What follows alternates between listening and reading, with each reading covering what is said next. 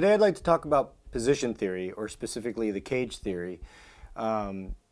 This is a topic that comes up with intermediate and advancing guitar players all the time, and it's one that I think most of us understand at some level early on, but it takes us a while to have it kind of sink in and to really fully understand its potential.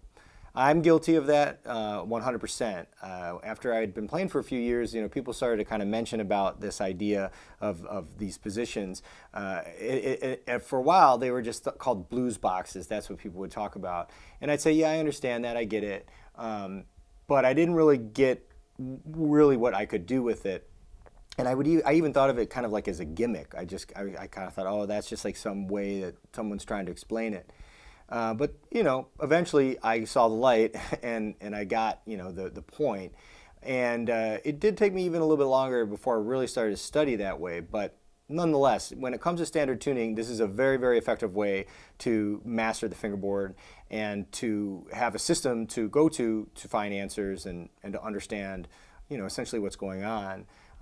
It really demystifies a lot of things. And even if you play in a lot of open tunings, as I also do, the way that you grid and you move in a linear way it's not the same, but it's similar just because of the way that the guitar is put together.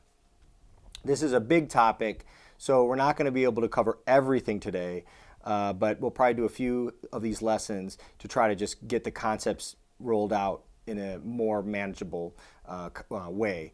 There's going to be PDFs available through a link to my website, so as you go along you can kind of get that information and figure it out.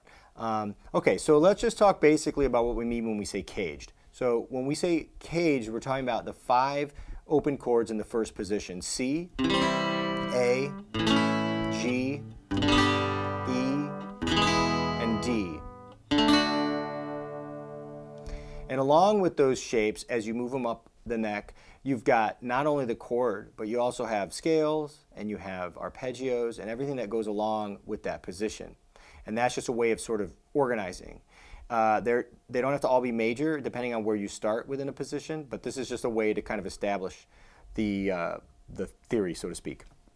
Some people just number these positions, which I think is fine. I don't like to think that way because I do like to know sort of where it's all coming from. And I also don't really think about just scales ever, or I'm always, as a solo guitar player, like I'm just always thinking about harmony. And so the way that the chord relates back to the melody or an improv or whatever, it's all under my fingers when I'm playing in a position. So you may or may not think that way, but whether you are or not, it is what's happening because everything's connected like this. So it's helpful to kind of keep that in mind. So in the beginning, though, we're just going to really think about this concept, not so much all that information. So along with those 5 shapes, it's very important to understand where the roots are. Okay, so what I mean by that is what's the root position. So for these 5 shapes, you have 2 5th string roots, 2 6th string roots, and 1 4th string root. And they would go in this kind of order. So C is a 5th string root, A is a 5th string root, G is a 6th string root, and E is a 6th string root, and then finally D is a 4th string root.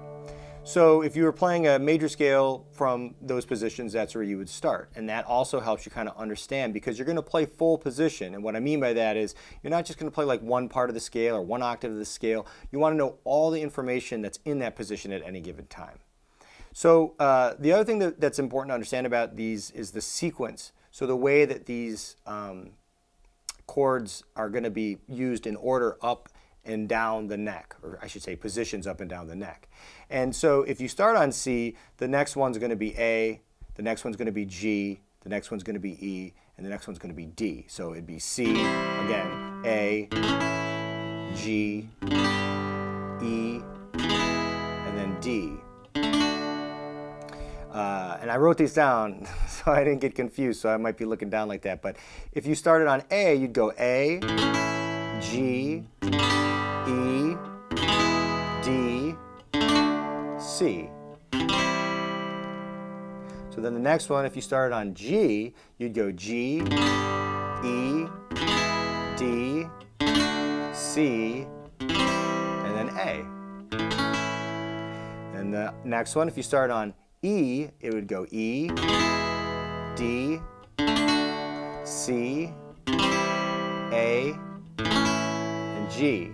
And then finally, if you started on D, you'd go D, and then C, A, G, and then E. So you might be, confused about what I'm doing there, but as you take these out of the first position, open position, and move them up, then that's going to be your next occurring position in a single key. So if you played all in the key of C or you played all in the key of A, whatever you were doing, those different shapes are going to always start on that root. And so you're going to be playing them in different spots, and that's the way that they work. Again, don't worry so much about it. I just want you to practice playing in sequence so you're familiar just thinking that way. And whether you totally get it or not, as long as you can understand that you start, when you're starting on one, you go through the cycle or the sequence, then you're fine, okay? Trust me.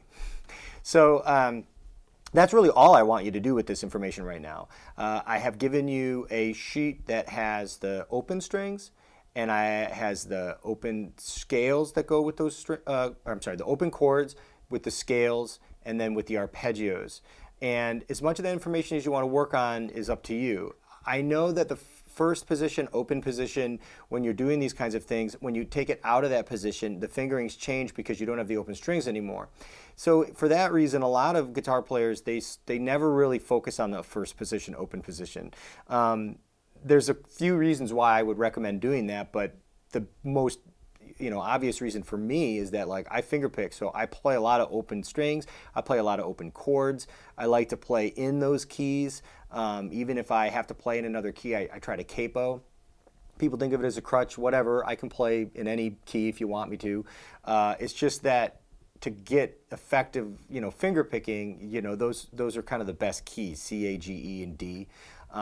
F's good too, but anyhow, so you understand, that there's a difference. There's, kind of your style that you might play, but then there's also just the general anatomy, geography of the guitar neck, and that's sort of the bigger picture that we're going to look at. So if you're going to do that, you might as well know the origin, and you should really be effective, with playing them in the first position. So next lesson, I think what we'll do is we'll talk more about the closed positions, but until then, just work on these. And if you have any questions, I'm available for lessons here in Detroit, or I can do Skype.